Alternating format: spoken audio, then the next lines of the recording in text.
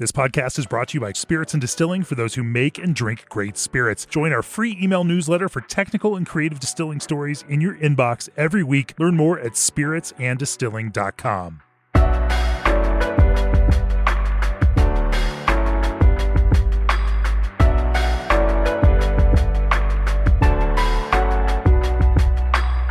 Hey guys, welcome to episode number 24 of the Craft Spirits and Distilling podcast. I am Sydney Jones, and today we are here with my good friend Eli Breitburg-Smith of Baltimore Spirits Company, and he produces some really, really outstanding spirits with his team in Maryland and Baltimore. The Epoch Rye is outstanding. We're going to talk a lot about that. We're also going to talk about some of the more weird, esoteric things that he makes, like a Pachuga style brandy. There's some really cool Amaro in there as well. He's super active with the Maryland Distillers Guild, so we're going to talk a little bit about that and distillers education. And then his thoughts on celebrity spirits, because he has recently released a new celebrity collaborative spirit. So really excited to get into all of that with him. But before we go there, G&D Chillers understands that each distillery's chilling requirements are unique. On every distillery project, G&D offers the front-end design and engineering your team needs at no cost to you. Sid Dillery from Filibuster Distillery says, from the design and engineering to installation and startup, G&D was easy to work with. We've had great customer service since commissioning our chiller, and I'd highly recommend them for any distillery system. Reach out for a quote today at gdchillers.com. Hi, Eli. Hey, Sydney. How's it going? Thank you so much for having me. Thank you for being here. So good to see you. We were chatting before we started recording. Baltimore got hit with a lot of snow, similar to me here in Kentucky. So we're chatting a little bit about being snowed in our respective locations and how our towns may or may not handle snow well. Kentucky doesn't handle snow well. Maryland doesn't even handle rain well. So snow is just a whole, just stay away from the roads, and you're better off anyways. It's like the apocalypse when it happens here. There are people standing in the street just like looking at the sky like they've never seen frozen precipitation before. And I'm like, I know you people see this a couple of times a year, but apparently they don't see 8 to 12 inches within a week's span. So I'm giving them like leeway on that. But different Kentucky from your snow. Yes. From Chicago. God. Yeah. Very different. People keep their wits about them in Chicago when it snows because it's just like another random day.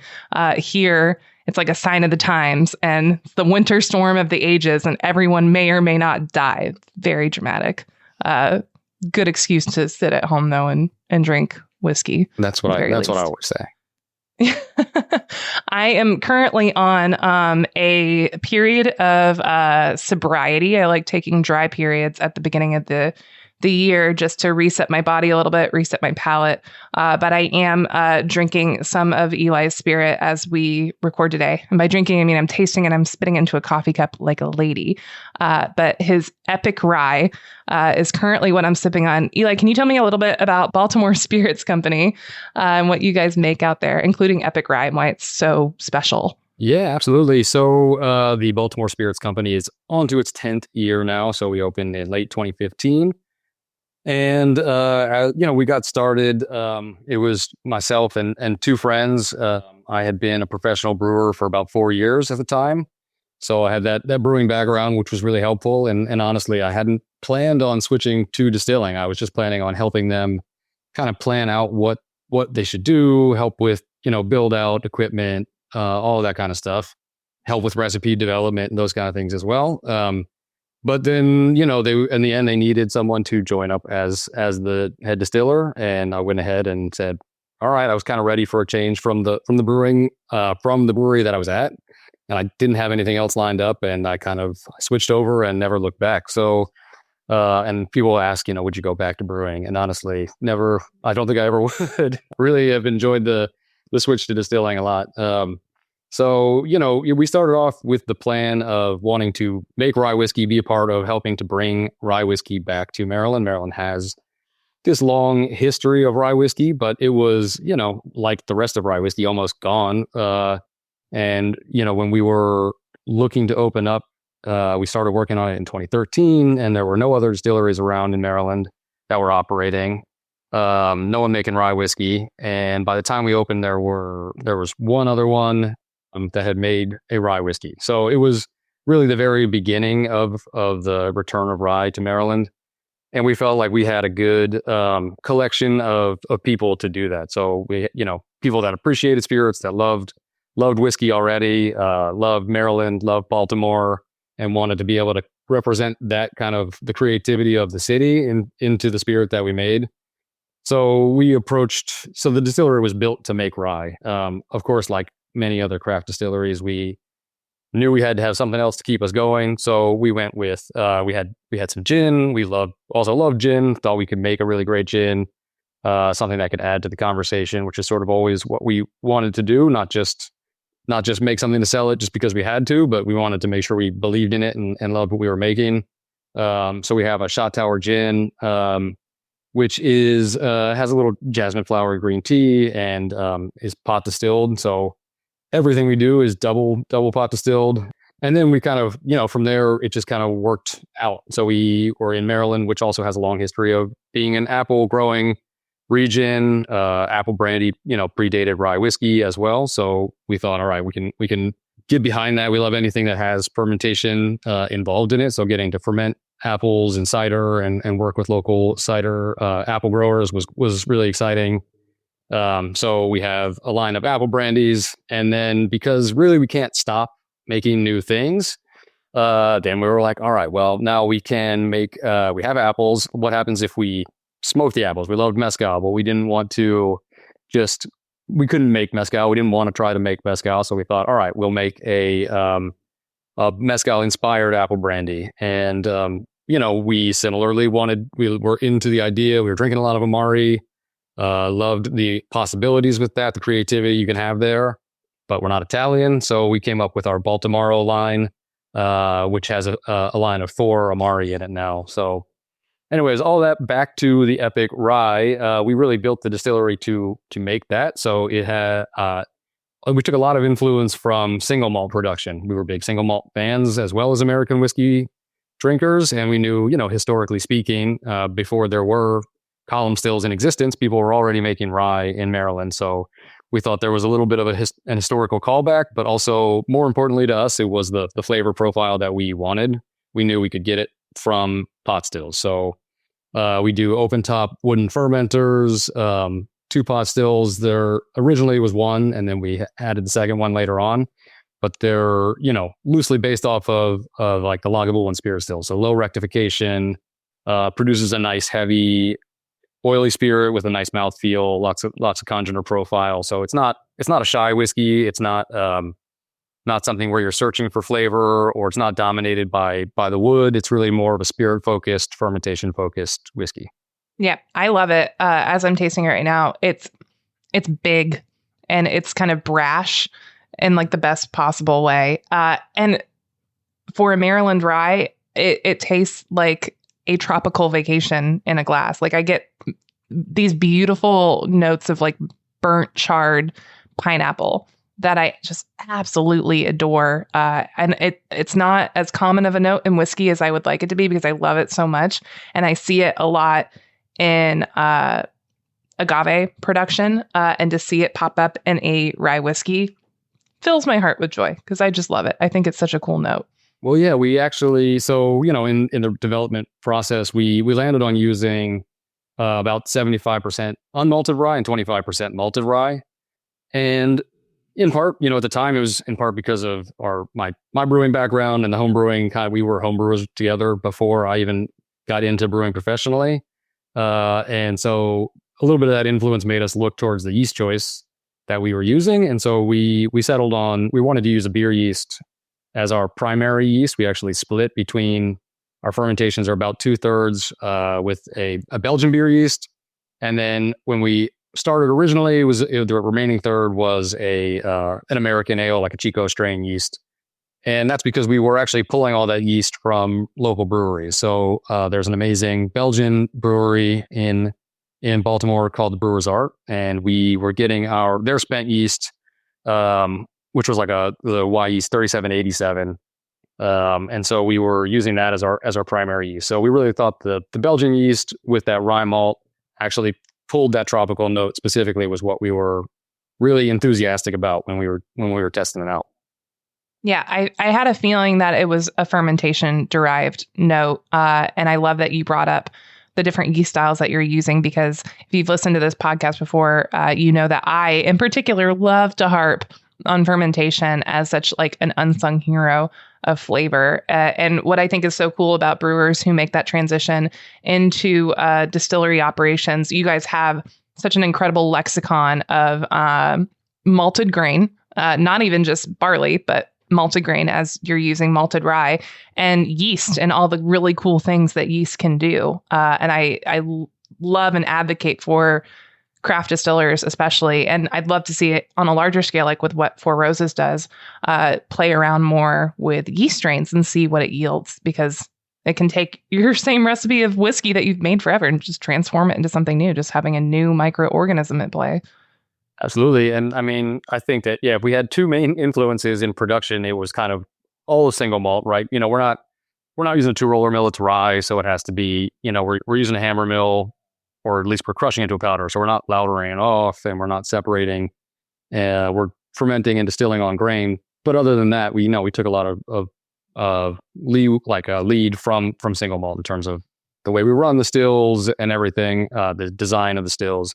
But I think that Four Roses was probably the biggest like American whiskey influence, just that approach where you get to choose from a lot of different options to pull together for your final product, or then you can also pull them off separately as their own product.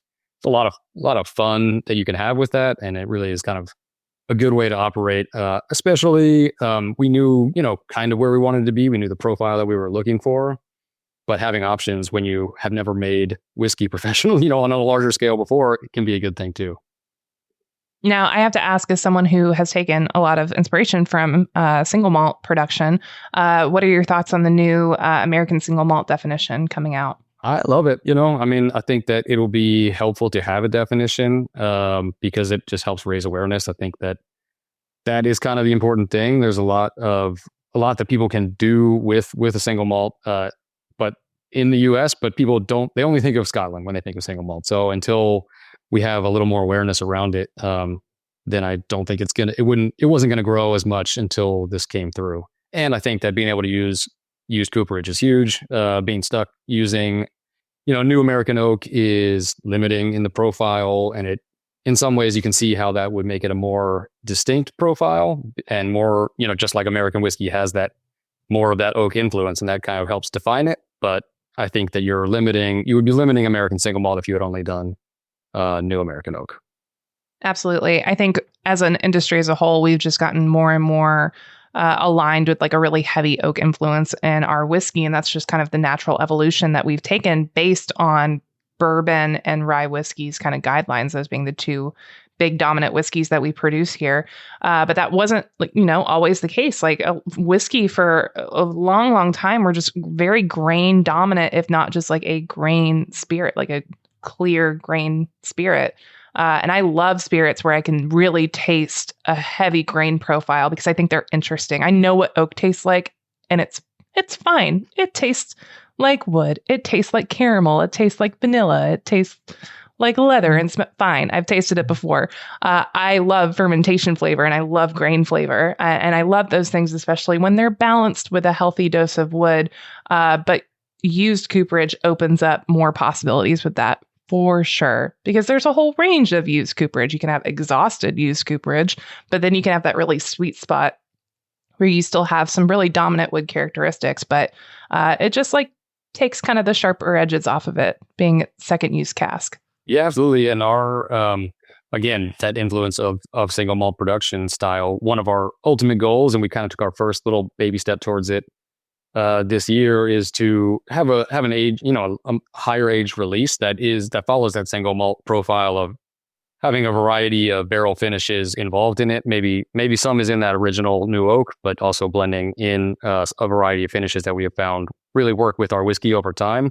And so this holiday, our kind of main release was our Distiller's Blend, which was a blend of 4 different barrel finishes that we've worked with over time and like the way that they fit together. So I totally agree. And, barrel flavor, just generic new oak American whiskey flavor is delicious and amazing, but it is limited to some extent, whereas fermentation flavor is kind of infinite. You cannot map out all of the flavors that you can get from that, or we haven't yet. So I know. And I know someone's probably sitting out there listening to this podcast and like about to scream, but what about toasting wood and all the different flavors you can get from toast? Yes, there's like a whole new frontier that's being explored with wood flavors, but I stand by what I said. I like oak and oak excites me, but I think used cooperage is fascinating. And I think grain and fermentation flavors are two of my favorite things because those are universally just really cool flavor additives and distilled spirits. Totally. But and to be fair, we've also moved. I have moved towards. We've always varied, like just like we varied our yeast, and we also varied our char profiles over. We usually have a split of char 2 and char 3, but I have also moved towards more pre-toast because you can definitely see the benefit there. So there's a lot you can do. ISE does kind of amazing stuff with their controlled temperature toasts and things like that. So for sure, my prediction for the coming years now, especially ISE is coming out and publishing more and more of this toasting research that they're doing, is that we're going to see less char 3 and char 4 barrels in the market than we have historically with craft distillers or NDPs. And we're going to see more of a request for char 1 and char 2 with heavier toast profiles, because the research is just showing that you're getting more of these like desirable flavors with a less heavy char and a more purposeful, intense toast, which I think is super cool. But I rest my case. Now, you are doing the Epoch Rye Maryland style. You take a lot of inspiration from American single malt, but Maryland rye is its own unique thing. And when you ask people what Maryland rye is, they typically will have like a very distinct answer, kind of like the Empire rye up in New York. So as someone who lives and distills in Maryland, what, in your opinion, do you think a Maryland rye is? I think a Maryland rye is something that is made by a producer in Maryland, basically. That is, overall, I think when we were doing research, before we opened, you look through, there's a really cool historical paper that kind of catalogs a lot of the historic brands. But one of the takeaways is that there were so many people, we found it hard to believe that they all did the same thing. And even reading through it, you find different notes on what the flavor profile was, what made, what each person was trying to do. But I think that overall, what the producers in Maryland kind of tend to agree on is that it is a little sweeter. So some people get that sweetness from corn.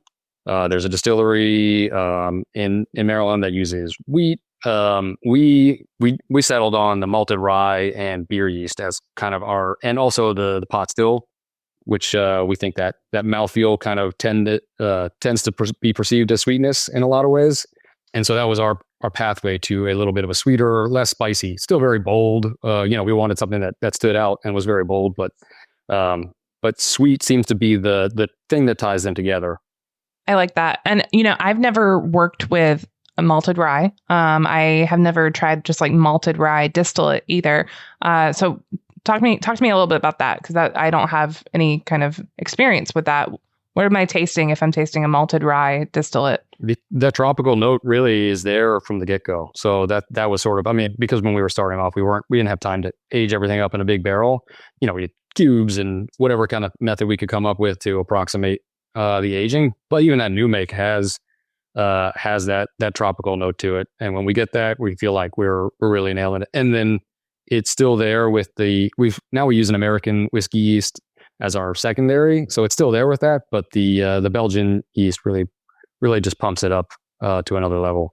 It's really cool. I love trying the Epoch Rye next to, in my portfolio, we have Pikesville, which originally was a Maryland rye, and now it is a Heaven Hill product. And of the two rye whiskeys that Heaven Hill makes, the Pikesville is my favorite. It's also a little punchier at 110 proof versus Rittenhouse. Don't want to start a fight, but we're still a little sore that the white label got pulled from Maryland. Did it really? Oh yeah, we had. I mean, so when we were in college and people in Maryland basically kept rye alive, I think, by drinking copious amounts of Pikesville White Label, and then a few years back, it got pulled, and then the Pikesville that is out there now is what is still available, and it's great. But I miss my White Label, so that's very fair. That's above my pay grade. I promise I did not do it. But it is that was my first experience with Maryland style rye was Pikesville. And I think a lot of people love and know Pikesville across the US now, but I know there is just a really cool rye whiskey distilling culture in Maryland that I adore because I love rye whiskey. I just think it's an interesting grain to work with. I think you can get so many cool flavors just from rye as a grain. And now I'm hearing malted rye, and now I want to go out and play with that. So thank you for that new obsession in my brain. Absolutely. And, interestingly, so Todd Leopold and Leopold Brothers, I mean, they were the first ones that actually even made a Maryland style rye. Yep. Before anybody in Maryland was even distilling in the recent, the latest batch of Maryland distillers. But I think it was last year, he found an article that showed that by one of the biggest, Frank L. White, who was one of the main producers, his family was the producers of rye in Maryland pre-Prohibition and just after Prohibition. And they said that Maryland rye was 80% unmalted rye and 20% malted rye. So apparently people were already using it. This is not something that we had known before. We were just going for a flavor profile we enjoyed. But good to know that maybe there was some historical context there. Have you tried Todd's Maryland rye as well? I have a bottle at my house right now. I was about to say, I've got one behind me as well. And also delightful. And on that sweeter side, for sure. Mm-hmm. I can see that a little bit too. And he does such incredible work with malting. Again, if you've listened to this podcast, you know that Todd Leopold is my white whale for recording an episode, and I need to text him again and be like, hey, let's finally do this, because he's so great and he's done so many cool things. And he's malted, I think, everything under the sun at this point. But really cool research that he did with the 3-chamber and then Maryland rye. And he's the person that I think of when I think of like historical American whiskey revival, Absolutely. Yeah. I mean, what a person that has done all the research, gone out on a limb beyond what anybody else could imagine doing and putting things into practice. So very cool. Yeah, for sure. Switching gears a little bit, because we've been talking a lot about Maryland rye, and I know you are really involved with the Maryland Distillers Guild. So can you talk a little bit about your work there and kind of the things that you guys advocate for? Because all distillers guilds across the US function so differently. Some are very well organized, some are not very well organized, and everybody seems to have different goals for their states, whether it's direct to consumer or allowing for cocktail bars or whatever else that is currently on the docket. But tell me a little bit about Maryland's Distillers Guild. Yeah, so it started in 2014 or 2015, which was kind of right around when we opened. There were 6 or 7 original members, and we benefited in a large way from the fact that there was already an established Maryland Winemakers Association and Brewers Association, and both of those associations were actually managed by a company called Grow and Fortify, which was a private company, but someone that was very invested in making those, really started off with winemaking, on like expanding the laws of the winemakers in Maryland and what they could and couldn't do. So there was a little precedent there. So we kind of went under that umbrella to begin with. And so we operated where basically they would help manage it. So it made us very well managed for a long time.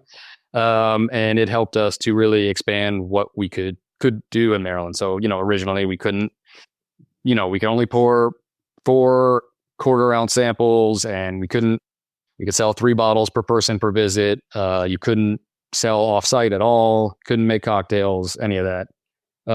But over time, we've expanded that, so now we can, there's no limit anymore on the number of bottles we can sell. We can make cocktails. Has to be our own alcohol, but that's fine when you make 17 SKUs or something like we do. You couldn't see it if you're listening, but my eyes just went so wide at 17 SKUs. It's anyways, please continue. So so we can do that. We had DTC during COVID only in Maryland, but we didn't retain that privilege. But we did retain the privilege to deliver with an employee. So, I think overall Maryland is a pretty good state. There are certainly states that are better, like our neighbors in Pennsylvania have it off a little better off, but they're control states, so they got to deal with that too. So, we've been able to expand a lot of the things that a distiller could do, and it's made it easier and more appealing for people to open distilleries in Maryland, which is ultimately the goal.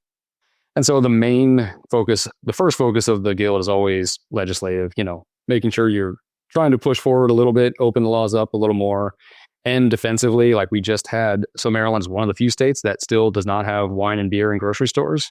And this year, at the very tail end of 2024, actually, the governor suddenly came out in support of wine and beer in grocery stores. And we were terrified because we just had seen in Colorado it happened there. And it just has definitely been detrimental to distilleries, retailers that they depend on. So we were worried and had to go pretty hard against that. And seems like for now we're going to push that one back. So defensive and offensive, really, on the legislative side. But I mean, I personally am a production person. I'm a technical person, and that's what I enjoy doing the most. And so my first involvement with the guild was through our education committee. And coming out of brewing, there's a lot more established educational conferences and technical talks and things for brewings, and the journals have been around for longer. So I wanted to try to bring some of that to distilling. So we had barrel seminars and people giving talks from these barrel seminars to, we had Pat Heist came up and gave a little talk. So whatever we can do, and people sharing things that they're working on. And now we've had some webinars, like Haley from Lallemand has done a few. So just trying to provide people with an opportunity to get education that they might not go out and find themselves, might not have access to. And also, I think the secondary factor of that or feature is collaboration. So when you get people together, starting to learn, especially on the technical side, that's where these collaborative ideas can come from. So just trying to bring that atmosphere into the state. And then maybe the tertiary benefit is hopefully that if everybody is excited to be working together, there's just more conversation about Maryland alcohol producers in general.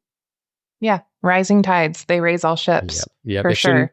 It was a little more competitive, honestly. When I got into it, I was a little surprised about the secretiveness of the industry, which was not brewing is not like that, or hadn't been, at least when I was there. People were sharing everything they could. And that was great. It was really fun and interesting to be able to just call anybody up and talk to them. And I'm sure it's always been a little bit like that in distilling, but there was a little bit more of people trying to guard their secrets. And I think I've heard you say this before too, but no matter how hard you try, you're never going to make the exact same thing as somebody. So why not talk about what you're doing and share that knowledge so everybody can get better? I truly don't understand it sometimes. I understand proprietary information and wanting to, I'm not going to go out there and probably offer someone a sample of our yeast, to play with, because that's proprietary. They could maybe mimic some flavors there, but I'd love to tell them all about how we are going to propagate it, at my new site or whatever. I think there's so much that you can share in distilling, and there is no risk that you can make identical spirits across the board, because there's so many things that we do not understand about distilled spirit production. You cannot make two mirror copies of alcohol at two different sites. You can try, but it's always going to be a fraternal twin. It's never going to be identical. And the more that we talk, the more that we collaborate, and the more we build these really unique distilling communities across the U.S., I think that's going to continue to further this really special craft distilling community that we have that I think is so unique, especially here in the United States. Yeah, absolutely. Yeah, no, I've always been in favor of that. So trying to bring that to Maryland, and it's really been great. We've done this spirits of collaboration where distilleries will work together to bottle, come up with special bottling, release that, and then that some of the profit goes to benefit the guild. We have, of course, tasting festivals and things like that. So just looking for those kinds of opportunities to work together. And then, ideally, so we've got over a big legislative hump last year. And so for the Guild this year, our goal is to try and refocus on promotion of the industry. What can we work more to reestablish Maryland Rye as the kind of historical entity that it was? I mean, Maryland Rye is still, the only other protected type of whiskey. There's Kentucky bourbon or Kentucky whiskey and Maryland Rye. And those are like the two things that are written into the code. So that historical importance is there, and we want to try to make sure that the consumers know about that. And it works better if everybody together as a guild is doing it, and not just every little individual distillery doing their own thing. Yeah. What are some of the collaborations that you guys have done that you've been a big fan of, or that you worked on the most? There's been a few. So there's been a gin collaboration. We have a distillery. Be Still My Heart, a gin collaboration? That one wasn't us. That sounds so cool. A gin collaboration. Were you guys like trying to troubleshoot different someone handed out different botanicals? Or gosh, I've heard of whiskey collaborations. I haven't heard of a gin collaboration, and my heart just stopped. I wasn't a part of that one, and I'm trying to remember exactly what they did. But if I do remember, I'll tell you. Oh, that's so cool. There was also, we have a distillery called Puerto Rico Distillery, and they do a style of pitoro, which is like a Puerto Rican moonshine. So that has a lot of flavoring. So they partnered up with Lion Rum, which is like an awesome rum producer on the Eastern Shore, to make just a one-off release. Just something fun, interesting, that kind of hits an area that both distilleries are interested in. We partnered up with Sagamore, where we took some of our, we each took our like 2 and 3 year old ryes, blended them together, split them back up into the original barrels, and then let them sit for an additional 3 years. And then we just released that in September. One of the barrels we just released. So, just cool to see 2 different approaches to Maryland Rye come together, and how those things get to, how those flavors can blend in their own way. I love that. We did something similar at Few, the Kings of the Midwest or something along those lines. It was a big blended project where it was like Few and Corsair and Journeyman. And there was, I think, a couple of others that we all like would do like a once a year blend of like our respective whiskeys. And it would be just like a King of the Midwest kind of release. And it was always so cool to see how our whiskeys interacted with each other in that blend every year. And it was one of the cooler things that I think we released on an annual basis. Yeah, hopefully we're working towards something like that as well, like an annual release. Because I mean, personally, I just want to do that and try it. Super fun for us, and then I think there's a lot of benefit to consumers to, get excited about everything that people are doing. Yeah, for sure. Is there anyone else around you that is doing similar things with brandy that you guys could do like a brandy collaboration on? There's a couple of people. There's one distillery that focuses pretty heavily on different brandies. They do like a cherry brandy and pear and apple as well. Yeah, that would be a neat one. Yeah, yeah, because that's one of the other really cool things that I think you guys do. You do a Solera on your brandy, correct? Mm-hmm. So we have one aged apple brandy. It's called Green is Gold. And it's just a once a year production run. And each year we will, we'll just Solera. We take a little bit from the final barrel, bottle that up, and then move the rest of it up a little ways. So, over time, it's just been great. It's as a producer, it's really interesting to have something in there that's been there since the beginning, right? So it's kind of a nice little tie to the beginning of your own production life. And to see those flavors mature over time has also been really interesting. It's a very small, so we're talking about 4 barrels that are Solera together. So it's not like a huge pyramid like you might see, but still fun. But it's still so cool. I don't know a ton of people across the craft board, and if you do Solera blending, please reach out. I'd love to chat more with you, because it's not something that we see a ton of over here. You see it more overseas, like in Spain or wherever else. And I think Solera blending is so interesting because it's a very gentle blending technique. It is very consistent, but it just takes such a long time to get established. But it's like history in a glass. And I just think it's fascinating. I've never worked with a Solera system before. Are there things that you like about it or things that you don't like about it? Or walk me through kind of your Solera. For us, we don't have a lot of choices to make in it. So for us, I would say it's pretty, we wanted to do it, I think, just because we liked the idea of that tie to history, and we wanted to have a limited release and have the ability to pull a few different barrels in over time. So we started off with we started off with an ex-rye barrel from somewhere else because we didn't have any rye at the time. And then we added in like a port barrel from a local winery. And then we added in a couple of our ex-rye barrels. So it's just an opportunity to see what different influences things can have, but also watch them kind of move up the ladder to that final barrel and become consistent but older. I think, Cedar Ridge, I think out of Iowa is one of the ones that I think of in the US that does a true Solera style of blending for a lot of their single malts, I believe. And it definitely gets a lot more complicated than what we do.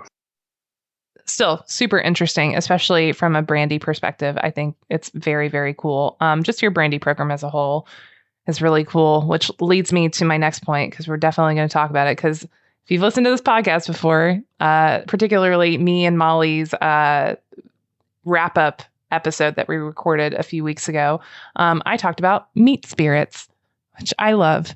And if you've heard me present at the American Craft Spirits Association, you heard me present on meat spirits, aka spirits that have been distilled with meat.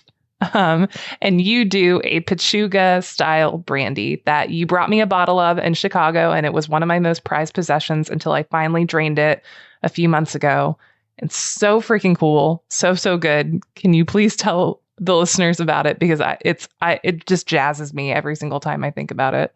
Well, absolutely. I also don't know how to pronounce the name of it. That would be nice to hear as well. We're good at making stuff. We're not always good at naming things. It's a combination of the scientific names of pawpaw, which is Asamina triloba, and then pumila for, I guess that's, I don't know, smoke. Yeah, anyways, we didn't do it. Our naming could maybe be worked on a little bit. If you say that 3 times really fast, does like a country ham just appear in front of you? Do you summon one? That's how we get them every year. That makes sense. Yeah. So we knew, again, like from the beginning, we started making an apple brandy that was a liqueur. So we had a an apple brandy with sweetened with, it had flavored with ginger in the still. So we distill it once, and then we add ginger and some botanicals, redistill it, sweeten it with the same apple cider and a sweetening blend. That was there from the beginning. And then we had the green is gold that you mentioned, the Solera style apple brandy was also there. And then, most things when we test batch them, it takes us a year at least to come up from the inception of the idea to when we really feel like we can put it in a bottle and feel good about it. But we were already making these other apple brandies, and we were drinking mezcal, and then the light bulb just happened. Because we wanted to be reverent to the original spirit, but also thought that we could do something really interesting by taking the cores and peels of the pressing, or the pressings from the producer, because we're not using whole fruit, we're using the juice typically, and they'll bring down those pressings. So we're all right, we'll just put this on our smoker and then add that in, and that's how we ended up with the Fumas Pumila, so the smoked apple, and that was our first one. And then we thought, well, there's a natural next step here that we definitely have to take, which is Pachuga. And the actual inspiration were the pawpaws. So I had a friend who was from Ohio, and he, I knew about pawpaws growing up. We had them in Maryland, but I had never really done anything with him. And in Ohio, apparently they're even bigger. And there was a big pawpaw festival every year, and we had made a pawpaw beer together back in the day. So he was always making things with pawpaws for me. So I thought, all right, this is a great native fruit that we could add into something, into the Pachuga. And so originally it was that was the inspiration. And then we were looking for the meat to add into the spirit. So to really bring it together, we worked with a local farmer for a rye, and he knew a guy I was talking to him about what we were doing, and he's like, I got a guy that has country hams, they're these like, you got to know him to get them. They're, really, really good. And, like dried, air dried for 18 months. You Like have really. you have a ham dealer. You got a ham dealer. Yeah. You got to know him. You have a ham dealer. And I don't even. You have a ham dealer. I can't even go directly to him. I got to go through the other guys. So. There's just a back alley, and it's a guy in a trench coat, and he opens it up, and there's just country hams hanging off of him. What more could you want in life? See, I was hoping that you were just watching that episode from Always Sunny in Philadelphia, and you saw the rum ham just floating out to sea, and that the light bulb just went on from there. This, however, having a ham dealer that you meet in a back alley through a third party, honestly, better. Wasn't expecting that, but better. Yeah. Pretty good. So yeah, we, and right with the mezcal style apple brandy, the original one, it was the first thing we'd ever done without any test batches. We just went straight to the big still. We're like, this is a great idea. Let's just do it. And it was great. It really worked out. And then same thing with the Pachuga. We just kind of, we ended up with pawpaws, native persimmons, which are the ones that you get in Maryland, or these like on the East Coast, or these small native, like small persimmons, not like the big ones you have, but they're packed. It's very flavorful. So really nice flavor from those as well. Black walnuts. So we put some black walnuts in the still with it, a little bit of spice, and then hang the ham. I had my guy specially craft a little hanging hook so that we could hang the ham in the still. And so it's not Very in the nice. liquid, the vapor's passing over it. And then we just went for it. And I think couldn't have been more pleased with how it turned out. Like I didn't know It's so good. It's incredible. we didn't know what would come through, but you get the meatiness, you get the salinity, you get all this mouthfeel, just something that is amazing. Yeah. And it really, really turns it into something special. Yeah. The first time I tasted it after you brought me that bottle, like I gobsmacked was a really good way to describe it. And the next day I had to go do a judging panel at the Beverage Testing Institute where I did like part-time professional tasting, and I was like gushing about it. And everyone was so excited about it because they hadn't heard of anything quite like it before. And it's so unique. It's so well done. Like if I didn't love you, I'd kind of hate you. But it's an absolute fucking delight of a meat spirit. So hats off to you, man. I hope. Do you want to play with any other meats? Not really. I mean, I like what we got. I'm not saying I would. Captured lightning in a bottle once. Yeah. We're not going to fuck with anything else. There's always, of course, you could always go and find something fun to mess around with. But I think we got our guy. We got our ham guy, and you don't mess with something like that. I don't want to make him mad if I can't get it next time. Yeah, I mean, that's true. You don't want to piss off your illicit ham dealer. Have you given him a bottle of this? Has he tried it? Yeah, absolutely. Yeah. Yeah. What were his thoughts as the ham source? I think people are people that aren't in the spirits world and don't know what Pachuga is are a little weirded out at first. But it is one of those things where it's a great way to like get people into something new, because people like country ham. They think it's interesting. It's weird enough to try. And actually it's not, the taste is not weird. It tastes it's great. So the response has always been really positive from people that are into that kind of thing. You certainly have people that don't like smoke in their spirits or the idea of meat in their spirits maybe. But people that are open to trying it usually like it. It's one of the coolest things that I've had. And thank you for sharing it with me when you did. Absolutely love it. Switching gears a little bit, what I've been so excited to talk to you about, in addition to meat spirits, is your newest release that has just come out, the Amber and Opal whiskey. Can you tell me a little bit about that and who you guys worked with? And we'll kind of go from there.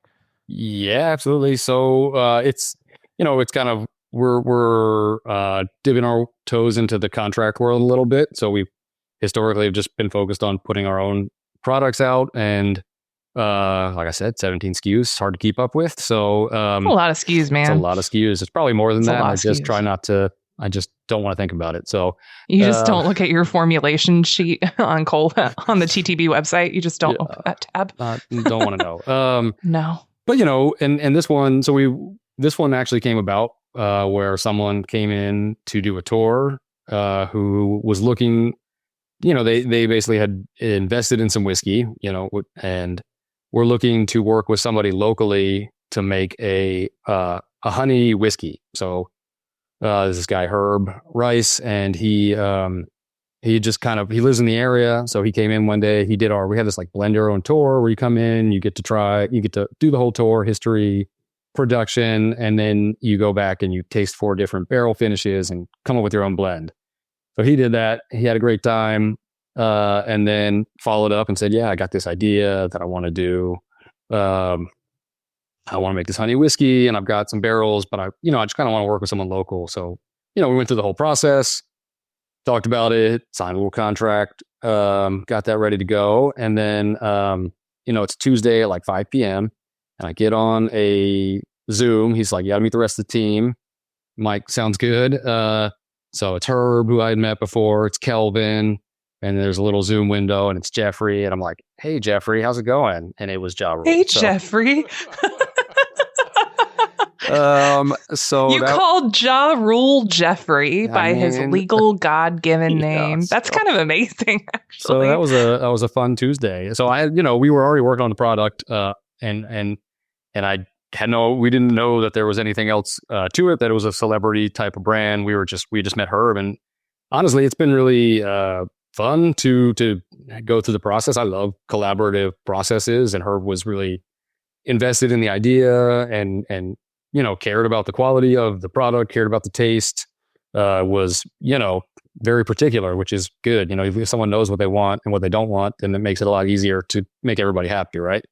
And also, I love coming up with creative ideas. And so initially it was just going to be this honey and whiskey, but it just wasn't enough, right? We tried it, and it's a simple idea, and you would think it would be good, and our whiskey's good and honey is good. Put them together, should be good, but it wasn't enough. So then we decided, all right, we need to come up with a little more to the recipe. So in the end, this is something that actually you will probably have some thoughts on. We ended up using a tea blend, like Lapsang, and we have a local tea maker, and we have Lapsang, and then they have like another blend that has some like fruit in it, and a red, actually you had to switch to a black tea because you couldn't use Rooibos, not FDA approved. So switched it to a different type of black tea, but we came up with a tea blend to go along with the honey. And that really, for me, bringing the smoke into play was pretty important. So apparently, right, I like the smoked apple brandy. And I guess, I thought that would be a nice addition to that honey as well, to make it not just sweet, but have some complexity to it. And so we released it. The first release was in the spring this year, just a small release. And we had a release at our distillery, and Ja Rule came down for a little friends and family party, and it was pretty cool. I just picture you with Ja Rule, and it brings me a lot of joy. That's really cool about the tea aspect, though. I did not realize that. Lapsang is a finicky tea as well to work with in spirits, because I know we played around with it at Few, and that smoke can get really, really intense. Did you do like a cold extraction on it, or a hot extraction, or what was your methodology there? Yeah, cold extraction. I'd say the biggest... That's the way to go. Yeah, the biggest difficulty for me has been, honey, because we're bringing we go into barrel pretty low, like 110. So we're coming out of the barrel at 115, and we're trying to get to 80. So there's just not a ton of room to add water on top of the honey, because honey already has a 18% water or whatever it might be. So we had to really load up the extraction, and I was worried that the bitterness of that Lapsang could become overpowering, or that astringency, but it as it blended out, it just works out, and I think the honey helps with that as well. For sure. I can see how that would temper it as well. Did you have problems, or not problems, but difficulties proofing it as well with that bricks content in there with the honey? Not particularly. No, I mean, I have a calculator, the Alcadens LQ, for those out there that are making liqueur, is super helpful to get your recipe right and then run it through the lab still, set it off for testing, whatever you got to do to make sure the proof is right. But yeah, there wasn't a lot of room to add that water into the honey, so it was thick. Yeah, I'm sure. God, if I had $1 for every obscuration distillation I had to do in a lab trying to nail down proof when using honey or sugar or anything with a liqueur, just headache. Yeah. Don't look away because you will overshoot. Don't look away. Yeah. That is very true. But it sounds like this is a really thoughtfully produced spirit. And I've had like the very distinct honor of being able to like work with some quote unquote celebrities with few in their musical collaborations. And some of them are super, super involved. And like they really are very purposeful with the decisions that they make. They want to taste every single step of the process. And it sounds like that was what was the case here as well. Yeah, I think so. And it was like took us a year and a half to get out. It's been about 2 years now since we started working on it, but it took a year and a half to get it out, so there was a lot, which is a long time and not everybody wants to wait that long. But I do think that you're better off in the end if you can really be thoughtful about it and care about it. And it's not, it's not a way to make a quick buck, really. Well, yeah. And that's always the question is, with these quote unquote celebrity spirits, is this a quick way to make a buck, or is this actually a product that is worthy of our time and consideration as, industry professionals? And I love these celebrities that are choosing to work with craft producers like yourself or few, or the other one that comes to mind is Mel Heim and Big Nose Kate and Melissa McCartney and her husband Ben. They are producing a really cool product as well that seems like it has similar intentionality.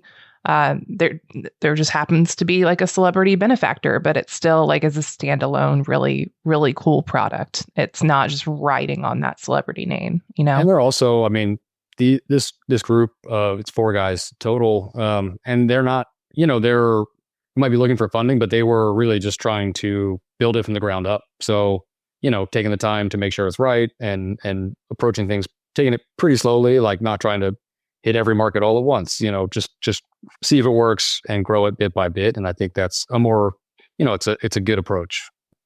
Yeah, for sure.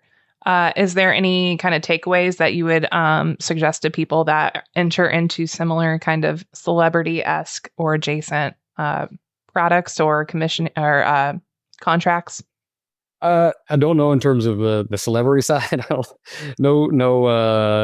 Nothing to add there. But I think in every contract, and if you've done contract work, you probably know, just make sure you actually account for how much time you're going to spend working on something when you're trying to figure out, what the costing should look like.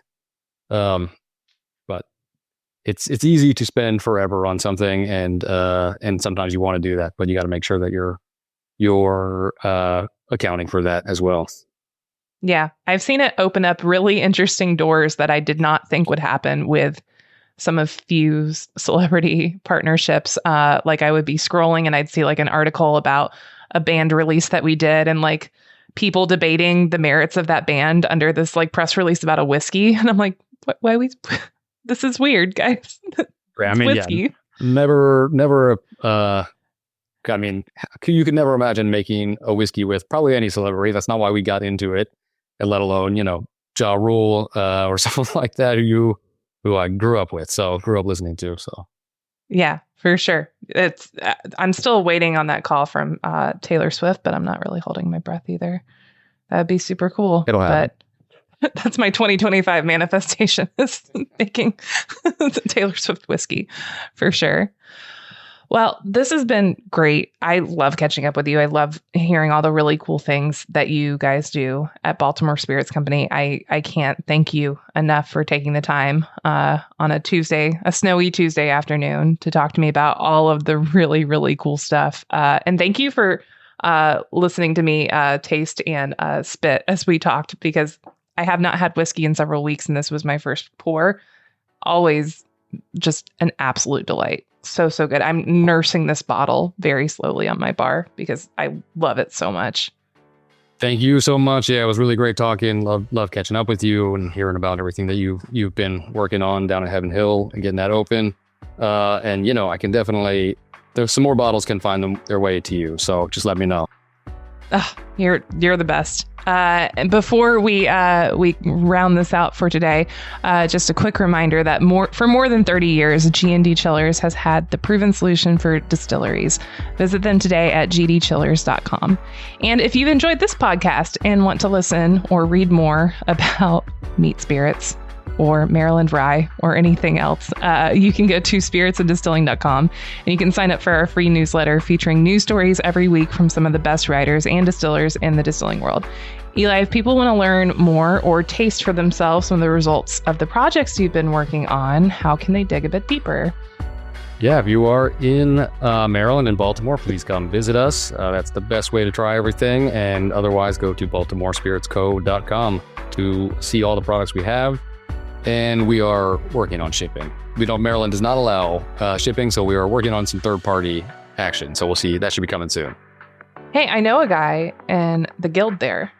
Oh, yeah. Believe it or not. Seriously, if you're in Baltimore, go and check them out. They have a really cool tour where you can blend your own bottle of Epoch Rye, which I read that today. I'm like, God damn it, I want to go do that. Check it out. Gotta check it out. I don't get to work with aged product that much anymore. I'm like, that sounds like so much fun. So expect me on your doorstep one of these days.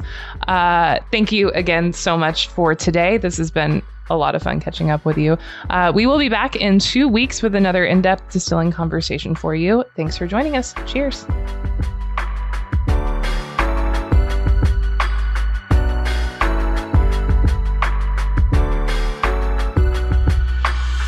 This podcast has been brought to you by Spirits and Distilling for those who love to make and drink great spirits.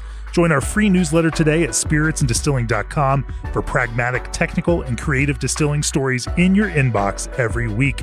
Sign up now at spiritsanddistilling.com or click on the link in the show notes.